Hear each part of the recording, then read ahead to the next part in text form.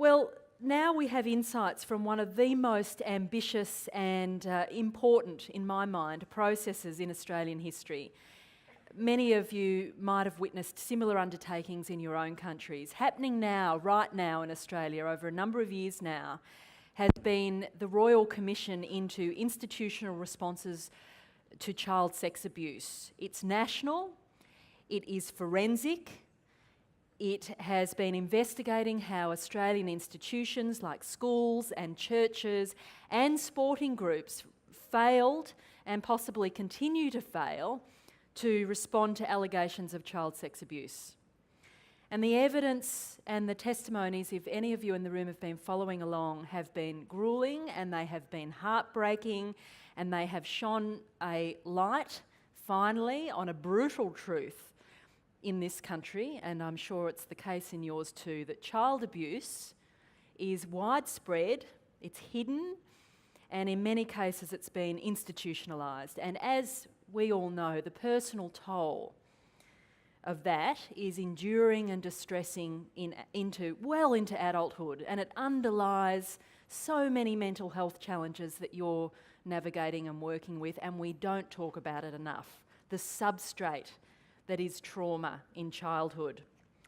And many people will walk into your services feeling that history very rawly, and it kind of goes in cycles, doesn't it, in their lives. So to speak to childhood trauma and recovery, learning from Australia's Royal Commission, is the incredible Professor Helen Milroy. She's a leading child and adolescent psychiatrist.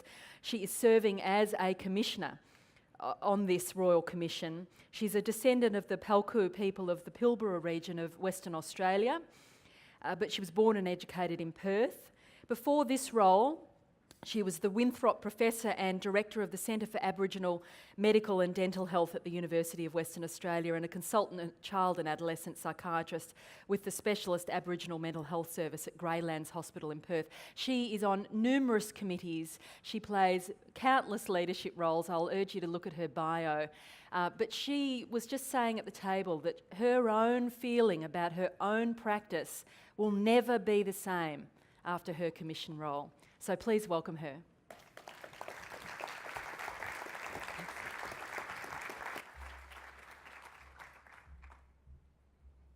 Whew. Thank you, Natasha. Good morning, everyone. Lovely to see some familiar faces and also some new faces. Lovely to have our international guests here. Isn't Sydney one of the most beautiful cities in the world? Come on, everyone agrees. But where I come from in Perth, that's the best place to live in the world, okay? Just to get that in the mix. Thank you so much for the organising committee for inviting me along to speak today. We could speak about this topic all day, all week, all year. In fact, we've been talking about it in the Commission now for 5 years, and for many, many years prior to the setting up of the Royal Commission. Before I get started with the presentation, however, though, I just want to acknowledge that we are on traditional Aboriginal land, and beneath us are thousands and thousands of years of Aboriginal history. So I do acknowledge the Gadigal people from the Eora Nation, and also any of my Indigenous colleagues, both from Australia and our internationally Indigenous colleagues from all over the world. I did want to just pay particular mention of our international and Indigenous guests who are here with us today, and just to acknowledge Renee Linklater, Laurie LaFontaine. I'm not very good at pronouncing names, by the way, so please forgive me. Tanya Antis, Donna Blair, Carol Koha, Tangi Namutu, Manu Sion, Tammy Wilson, Monique Faliafa, and also wanted to mention my great mate Tom Karma, who I believe you heard speak yesterday, and also the other Indigenous guests that we have from Australia. Okay, so today I'm just going to talk very, very briefly about the Royal Commission, because hopefully most of the Australians know what we've been doing, and you've probably been following some of the commentary in the press. And so for international guests, I'll only just give a brief overview. And then I want to get stuck into mental health services and perhaps some of the things that I really want to bring out about my own personal reflections, having been a clinician for some 30 years in health services and mental health services, and now for the last 4 years being in this completely different world. In fact, I was saying to someone, I've been living in a foreign country for the last 4 years. It's called Lawyerland. I don't even understand the language and I need a translator. So I'm really glad to be back with my own tribe today in the mental health community. So thank you for inviting me along. I'm going to start with a story. This story is actually in the first part of the Working Together book, which I think you all got in your packs. This was a story that my mother gave to me some years ago for the purposes of looking at mental health in a slightly different way. So I'm just going to narrate the story, and then I'm just going to talk a little bit about a different interpretation that I'm making of it in light of my experience with the Royal Commission. So the little green frog sat on the edge of the waterhole, watching the ripples in the water. It was so beautiful and clear, you could almost see the coloured stones lying on the bottom, except the movement of the water put them out of focus. The little green frog longed to swim to the bottom, but he knew it was too deep. It was very deceiving because the water was so pure. He would love to have collected some of the coloured stones. Suddenly, a large barramundi swam into the waterhole and rested on the colourful stones. "Are you looking at my pretty stones, Frog?" asked the barramundi. "Yes," Frog replied. "I'm too small to swim to the bottom of the waterhole, but I would love to have one." Barramundi swam to the surface with a bright red stone in his mouth. "Here is a present for you, Frog," he said, giving the frog the red stone. "Oh, thank you, Barramundi, but I haven't got a present for you." "You can give me one of the blue flowers that grow on the rocks," Barramundi said. Frog picked a blue flower and gave it to Barramundi. "The pretty stones you see I have been collecting since I was very young," Barramundi said. "They are all my memories. The red stone is full of happy ones." "Oh, thank you. I will treasure it always," said Frog. Each day Frog would visit the waterhole. Each day Barramundi would give Frog a pretty stone. In turn, Frog gave Barramundi a lovely flower. The little frog was enjoying the beautiful coloured stones as they made him feel very happy, so he actually didn't go back to the waterhole for quite some time. Then he finally said, "I will go and visit my friend today," he thought, and he set off for the waterhole where his friend Barramundi lived. Barramundi, at this time, was floating on the top of the water with a black stone in his mouth and surrounded by half-dead and rotting flowers. You can't give away your past memories. You need to keep them to be able to see your future. There are many ways of understanding that story, but in view of the work I've been doing with the Royal Commission, I've had a new understanding of it. As trust is developed, it's the black stones that will emerge in the stories. If we are not there and not ready to hear and understand those stories, it can have catastrophic consequences, as we've seen many times in stories, many times in services when people have ultimately suicided. This is why the bearing of witness is so important. Stories build a picture for us, which we cannot make sense of until we hear all of the stories. Building that coherent narrative is what helps us build hope.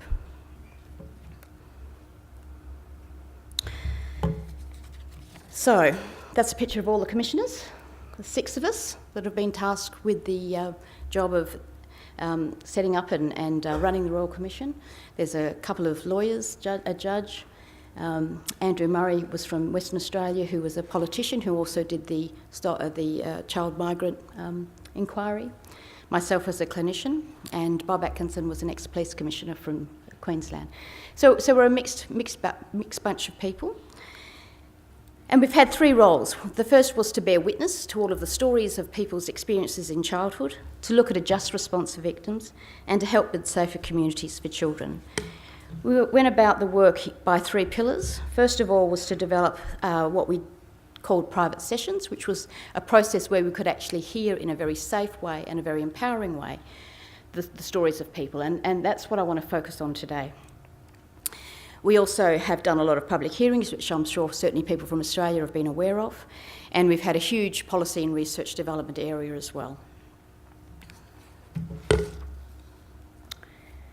So how many stories have we been listening to? This is probably an old number. I think we're closer to 7,000 stories now. That's a lot of stories of trauma, and it's the tip of the iceberg. All of the stories are very traumatic, and they're given freely. We've also done quite a few prisoners. We've been to all of the major prisons across Australia, and we've certainly heard stories from hundreds of men and women in prison. In fact, 60% of all of the people coming to private sessions are men.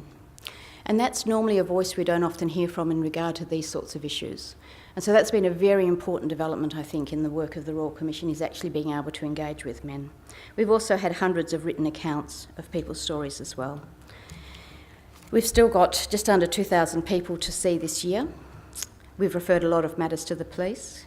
We've published 33 case studies, and we've actually, I think we're on to our sort of 50th or 51st case study as of next week. We've released lots of research reports and issues papers, and we've had a lot of engagement with the broader community. This is a massive amount of work that we've undertaken, and I think there's been a massive amount of change already throughout the life of the Commission.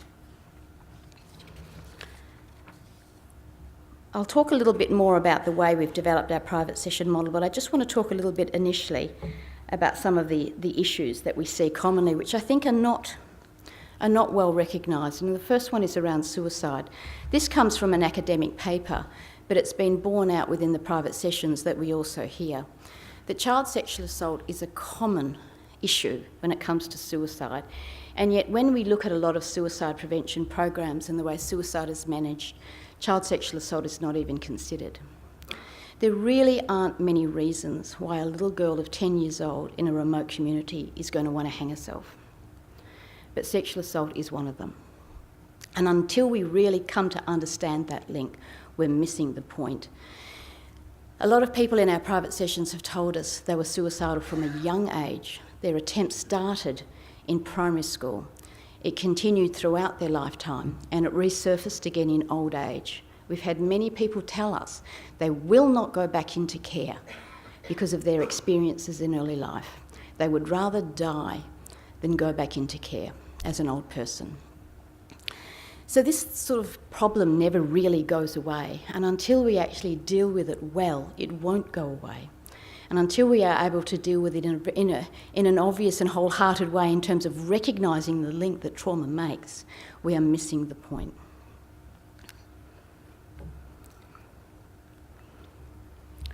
So if we look at sexual assault and mental health, as Natasha mentioned,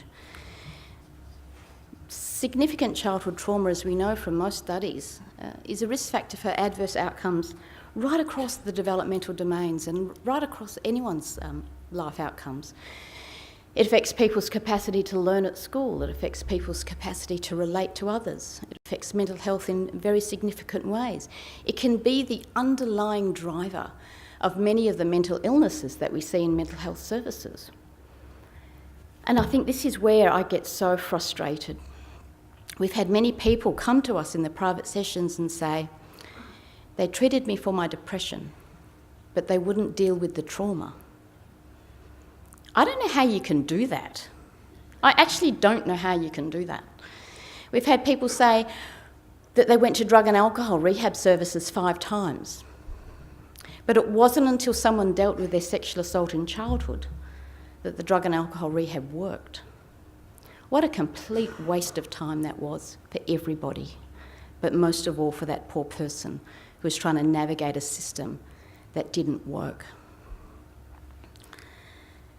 So it can be a risk factor for just about anything, or it can be an associated problem that raises its head from time to time throughout a person's life and causes all sorts of havoc. It certainly underlies a lot of alcohol and substance misuse, particularly when this sort of behaviour starts early in childhood. And what we most often hear is that kids start using substances at the age of 10 to try and dampen the memories of abuse. There's not that many other reasons why young children would be using substances. It also fuels a lot of feelings of mistrust, a sense of isolation and alienation, and those issues of isolation become worse with age.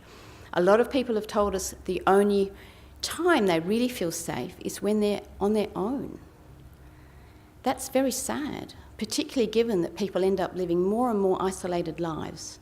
And yet we know that what brings us the greatest joy is when we connect with others and have that shared experience throughout life. And it also causes a lot of shame and guilt, a lot of feelings of self-blame, and it causes a lot of stigma. In particular, a lot of men have told us that they haven't wanted to talk about their experiences of sexual abuse for fear of being labelled a potential perpetrator. So there's still a lot of misunderstanding about abuse, as we know that most people who have suffered these sorts of experience will never go on and abuse anybody. But there's still this misunderstanding. So men don't seek help because of that fear and the shame that goes along with that. And so they then have these unresolved issues. One of the biggest reasons why men have come to us in the Royal Commission, in fact, many men have said to us, I would never have told my story had it not been for the Royal Commission. And I'm not coming to seek help, but I'm coming because I want to make sure this doesn't ever happen to another child. So instead of coming as a help seeking, they're coming as help giving. And I think we need to take that on board, because none of these men were accessing mental health services, and yet they weren't doing well. Where were we? Where were we in engaging this group of people who had so much need and would have benefited from a compassionate response? Ultimately, what did happen was the men then engaged in an empowering way. They told their stories, and guess what? They engaged with services, and they're now actually receiving the help that they so badly needed. And we've seen a lot of really positive outcomes, and that's very true of our prison system as well. In fact, when we first engaged with corrective services, they said, no, we're not going there, we're not opening that can of worms, we'll just have all of these bad things happen in prison. Well, exactly the reverse happened. We did engage, we did support the men through this journey in prison, and a lot of them now are doing really well and are actually getting into programs, and some of their behavioural management problems that they had in prison prior are no longer there. So it's actually had a very positive outcome, and that's true for women as well. So I think this issue of not wanting to deal with sexual abuse still remains a problem throughout all services, throughout, in particular, mental health services, but throughout all of our environments of care where people find themselves. It's like the final taboo, and our default position is always one of denial or repression.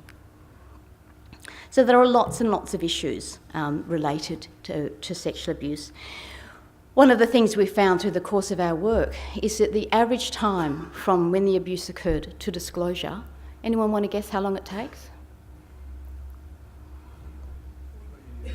Yeah, 22 years is the average.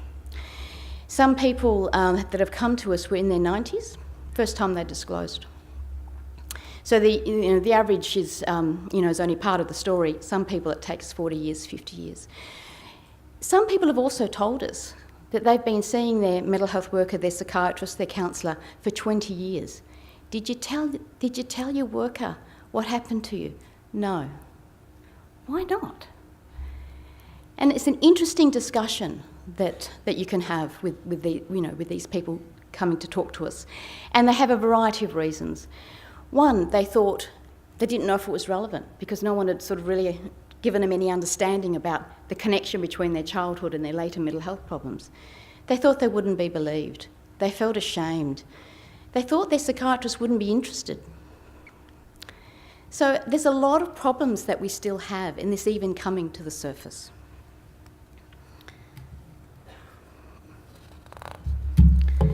What we've also learned from the private sessions is that this causes a lifelong impact, even for people who have done reasonably well, even for people who on most sort of socioeconomic measures are doing really well and are successful. This never goes away. This comes back. And I think the really, really sad part about this kind of early childhood trauma is that as we age and as our defence mechanisms start to become less effective, and in particular if we get other age-related diseases like dementia, trauma rekindles. So not only do you suffer in childhood, but you suffer in old age. And for some people, I think, you end up dying trapped in those memories.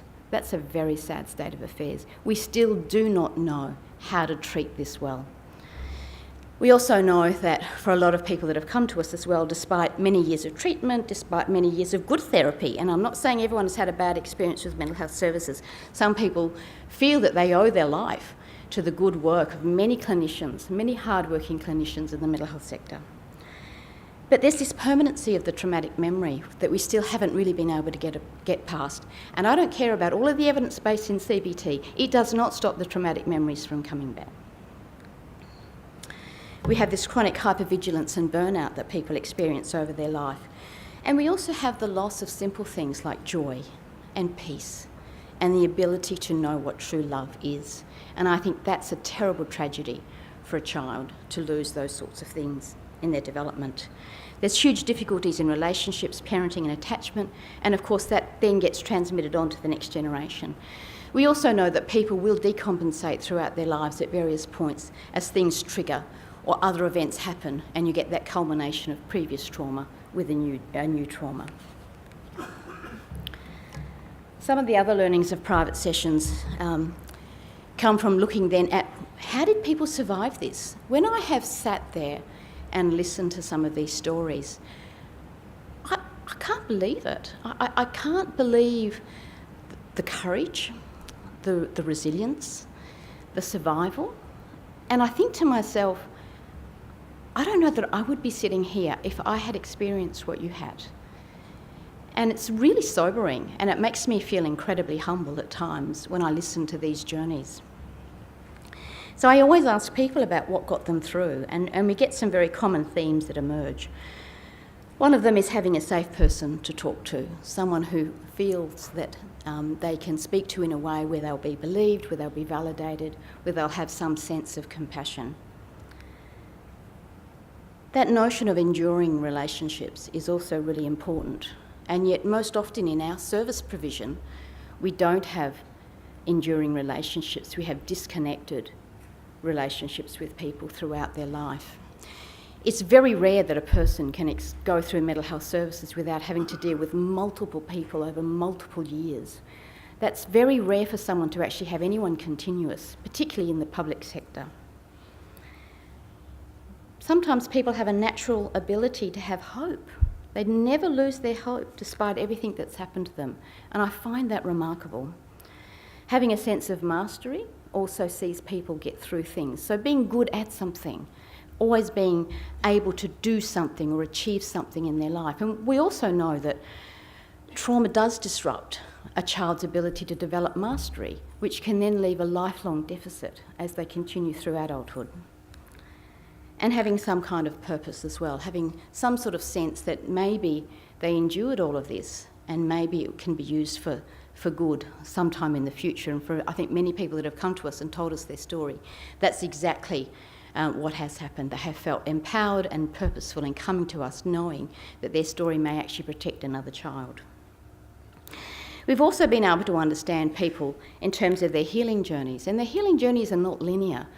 They go forward, they go backwards, they go round in circles. They also have these transition points where things happen or they're at a developmental stage when you can intervene more effectively, or there can be a change that produces a real opportunity for recovery. And we also know that there are turning points as well. There are turning points in people's lives because of coming into contact with someone else or a service or something else that's happening in the environment. And we have to understand all of those things because these are all opportunities to enhance people's lives, and I don't think we make enough of them.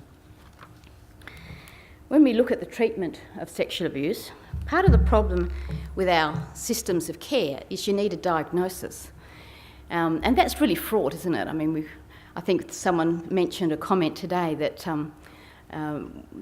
someone had in their presentation yesterday said we are more than a set of symptoms and we are more than a diagnosis, and that's absolutely true. And yet our criteria for service provision is all around diagnostic criteria.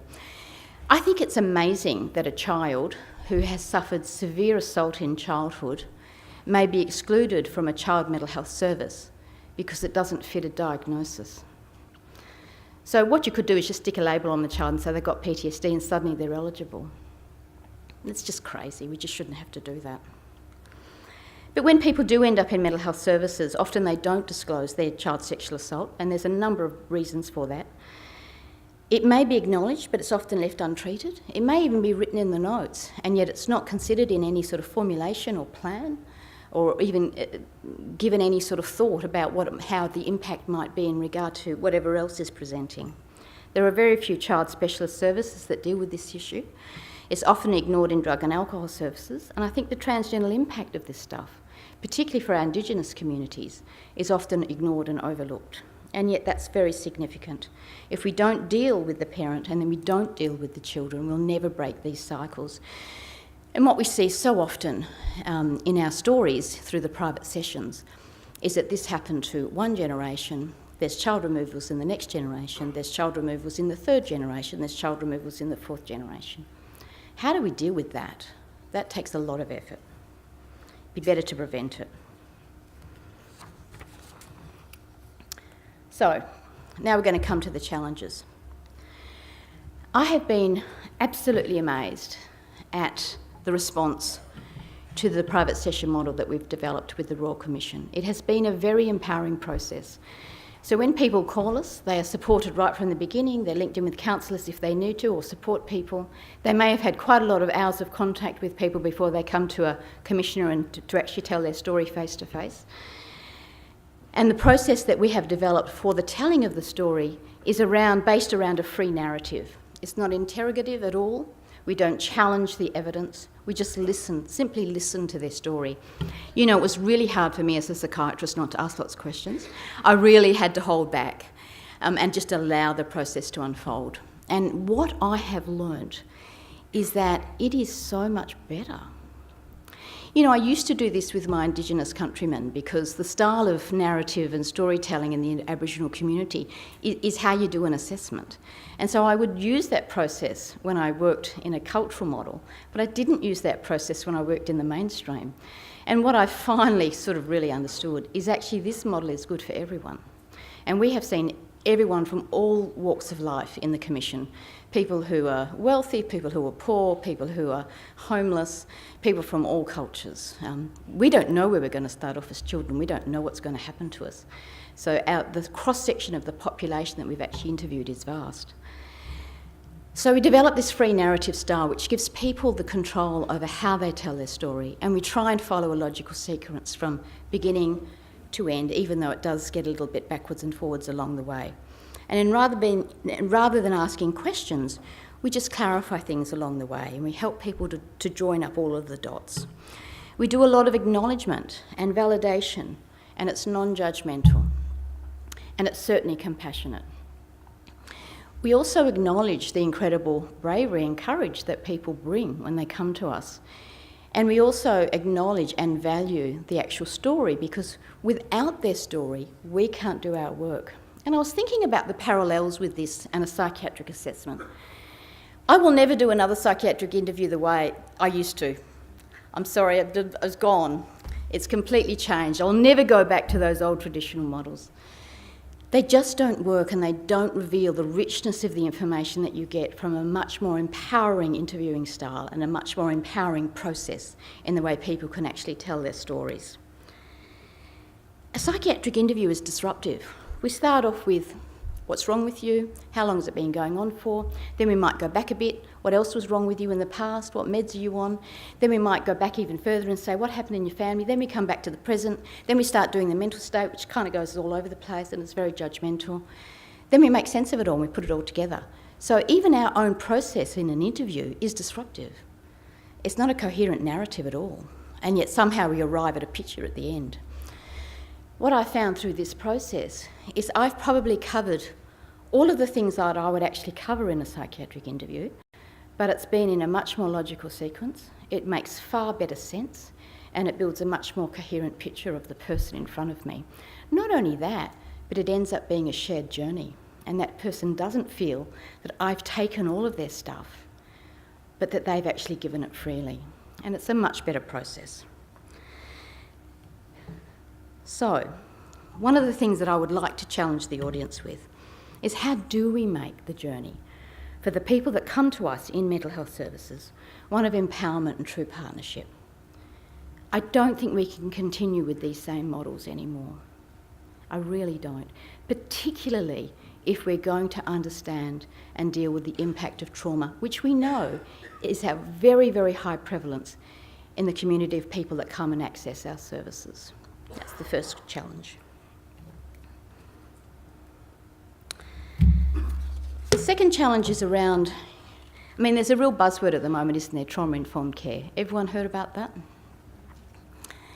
And it's really good. I think it's really good that we're starting to put a focus on it. But we need to go way beyond that. I do not accept that a mental health service that is meant to understand human development and the development of severe illness that can significantly impact on a person's life and their outcomes does not know how to deal with trauma. I do not believe that people should be sent away to a specialist sexual assault service because the mental health service can only treat their depression. I mean, that's just, I'm sorry, it's more insane than the people that actually have the mental health problems that are coming to us. So we need to really start talking about trauma competency within mental health services and drug and alcohol services. I don't believe it's that hard, but I think that there's an inherent resistance to wanting to deal with it, and people are so uncomfortable with it because there's still so much stigma and taboo associated with it. But you know what? When you deal with it well, it is so much better, and people do feel so much better. They can move on in their lives. They can then develop their own healing journeys, and you can walk along that path with them. So how do we get past this issue of just looking at it from a trauma-informed approach and actually developing some much better trauma competency skills within our services? How do we also facilitate disclosure? If people have been coming to mental health services for 20 years and have never disclosed, then there's something wrong. And it's not with the person coming. It's with the system of care around them. We've got to be able to facilitate disclosure in a real way. I can remember once trying to train registrars. I must have started off life in a very aberrant way because my first job as a very junior medical officer was as a forensic medical officer working in the child sexual abuse clinic. And the only reason I took the job on was because no one else would do it, and I tended to do that, you know, silly me. Anyway, it was a real eye-opener. And so I always try to bring in an understanding of how you do disclosures when I train registrars. And I can remember one of the registrars, you know, trying to do an interview with a child and saying to the child, "Nothing bad's ever happened, has it?" I really don't think that'll facilitate disclosure. And as much as that's very overt, there's a lot of other subtle ways in which we shut people down and we avoid the really hard issues. And part of it is because we don't want to feel the sadness. The closest thing I can use to describe the experience I've been through for the last 4 years, having seen and heard and experienced thousands of stories of severe trauma, is like waiting around in evil. It's not a pleasant place to be. And the emotional reactions you have yourself are difficult, let alone for the poor person who's sitting in front of you. But we have to do that in order to understand and in order to then move that forward. And the thing that I always take away from the end of any session that we do is that you might wait around in that for a while, but you don't stay there. You then come out of it and you see the hope and you see the courage and you see the resilience and you leave that session feeling wonderful. So it's not a bad thing to have to do the waiting, but we have to be prepared to go there. Otherwise we won't get anywhere. We'll just be tinkering around at the margins. So that's the second challenge. Let's deal with this properly, well, and let's all be able to move into a much better future.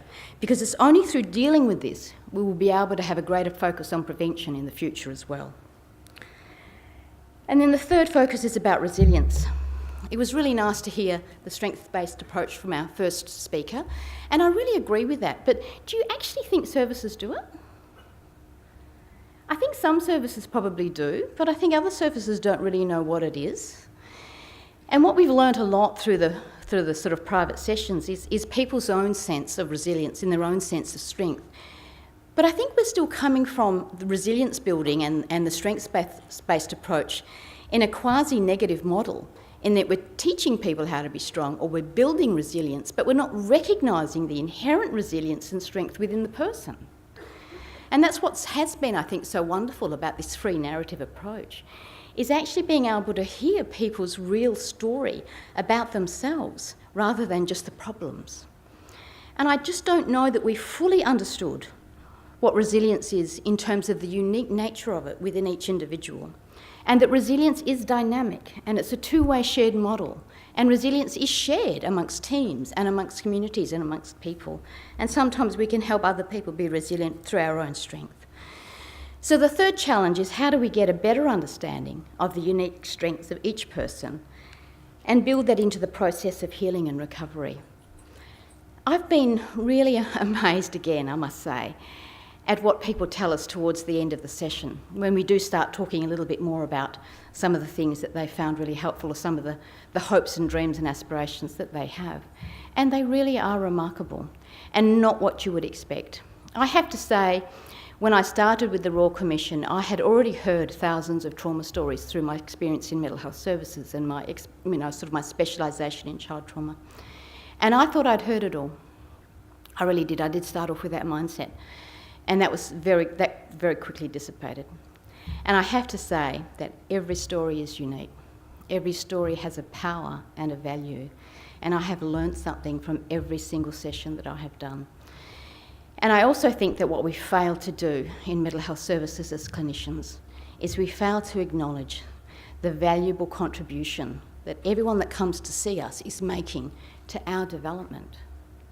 I'm only standing here with the expertise that I have because of all of the stories that I have listened to. So I wouldn't even have that knowledge if I hadn't understood those stories. And I don't think we even thank the people that come and see us for that, because it's a gift. We just see that they're here and we're going to help them. But in actual fact, they're helping us. I just wanted to finish on saying that there is a better way forward. There is a brighter future. So if we have this combination of trauma-informed and competent care, we have to understand the context of people's lives. We have to understand what they've been through.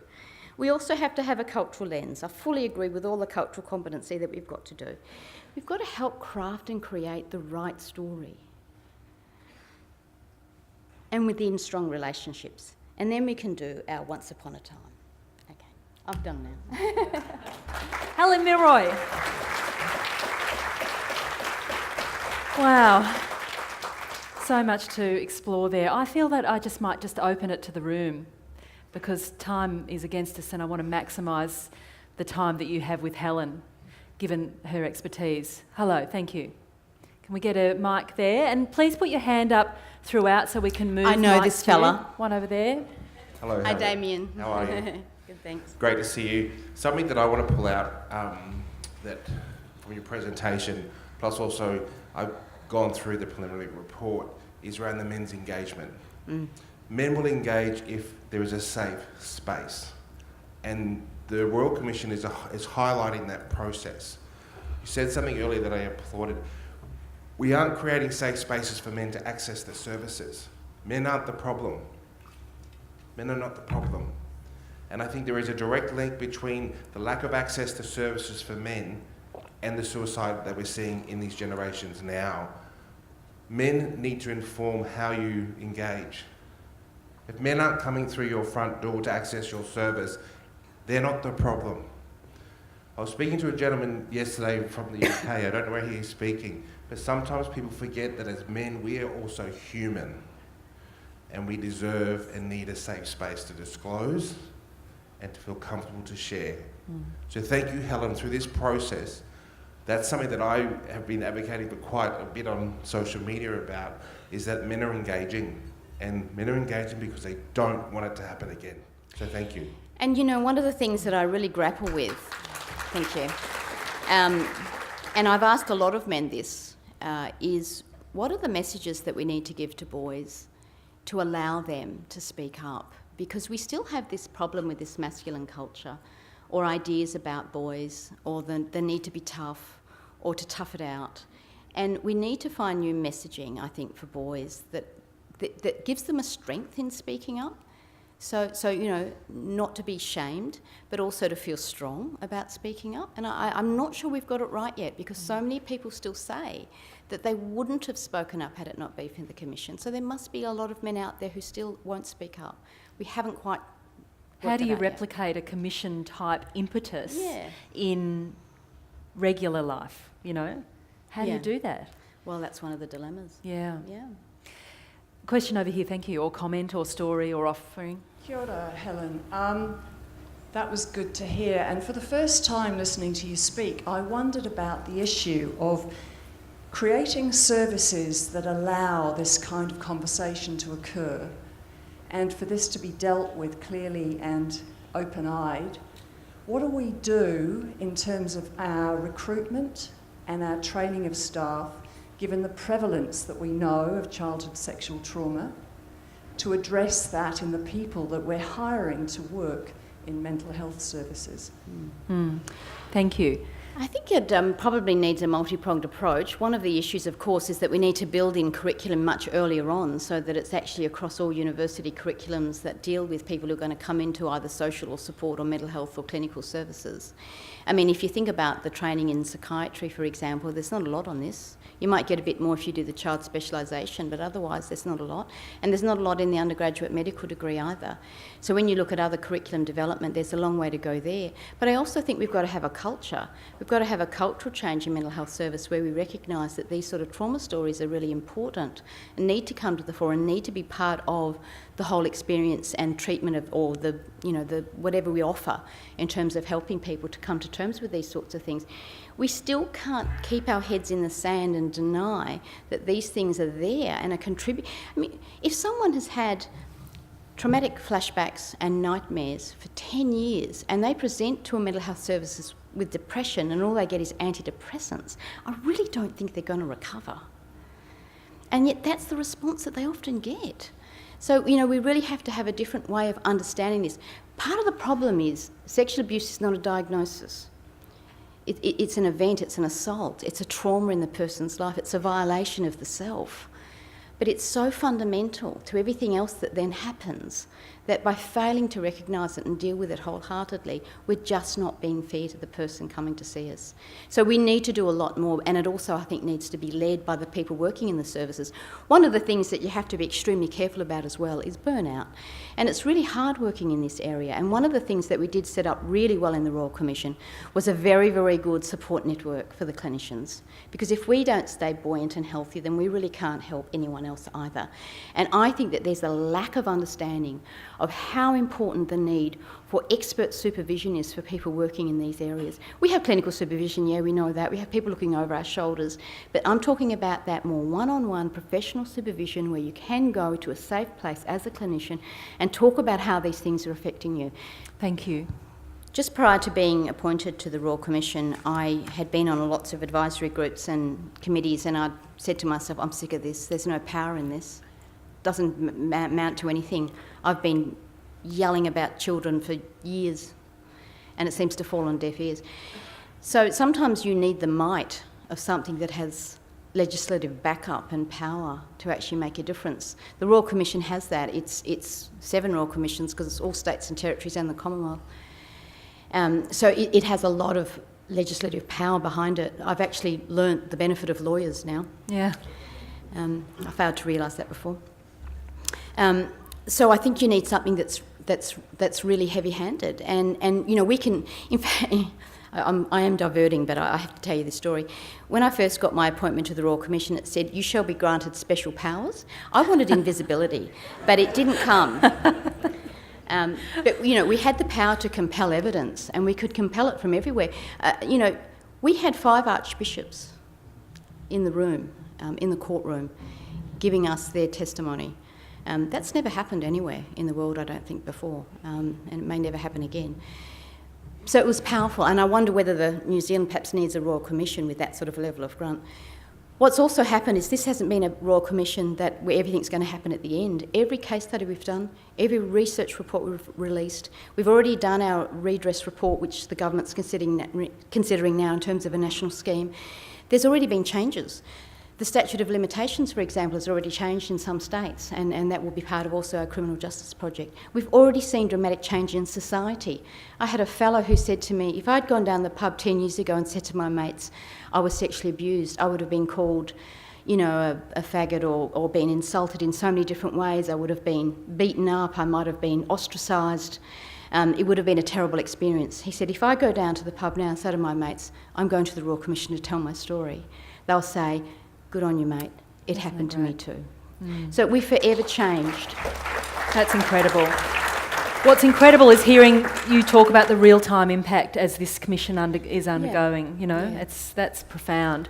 We have a question or comment here, and we also have one over here.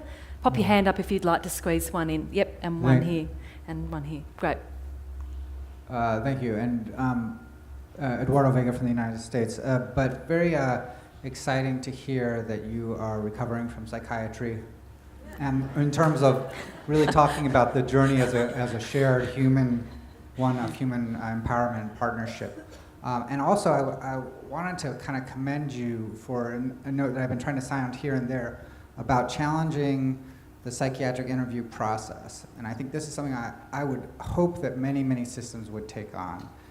Because as somebody who's been through that on the patient side, but also been a counselor, I've been very clear that this litany of despair of what's wrong with you, what's been wrong with you, what's wrong with your family, what have you done poorly, where have you not succeeded, this litany of despair really reinforces a negative self-image and a power dynamic that is fundamentally dehumanizing. So I'm hoping that you will help lead the whole field in getting the interview, the intake process to be one that celebrates people's strengths, that goes to their values and what they want in life, and not just what has negatively happened to them. Because that in itself, I think, will transform our systems. It's been really amazing to hear people's stories in a different way, and for the people themselves as well, because we've had an enormous amount of very positive feedback about this. And it's interesting to see how when the person is able to tell their story in their way, and we follow it and just get clarification along the way, and we arrive at the end point, and often the person says, wow, I've never understood that before. Because through that process of the free narrative, and just that clarifying along the way, they actually understand themselves too. And that's often for them the first time that's ever been obvious. Thank you. And I did have a question, actually. Okay. So what you're doing is so important, and what I'm wondering about, I'm thinking about, is all the abuses, including sexual and physical abuse, that happen within bounded systems, and in particular with protected populations, people who are institutionalized, severely multiply disabled, and these sort of things. How does your work, do you actively look into and work with those systems and their gatekeepers to explore abuse in the institutional setting? Yeah, we have. We've had an amazing engagement team, and we've also had pretty good cooperation with systems as well, and we've tried to cover all institutions. We've had a huge focus on, of course, some of the more closed institutions, places like juvenile justice, closed psychiatric hospitals, for example, things like that. So, we have looked across the whole gamut. We haven't, unfortunately, been able to put every institution under the microscope in a public hearing, because that's just not possible.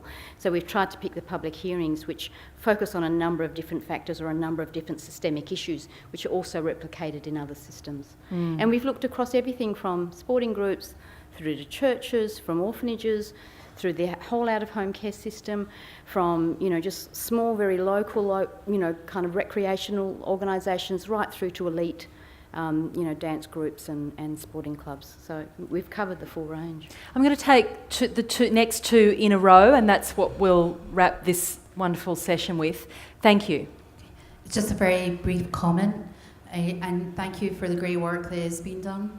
I suppose for me there's an element of how do we use this to support the approach to be taken out of service land and for it to become a community approach whereby dialogue can happen in informal networks that supports this. Because I think if it stays within service land and stays within those private sessions, we will never get to create healthy community.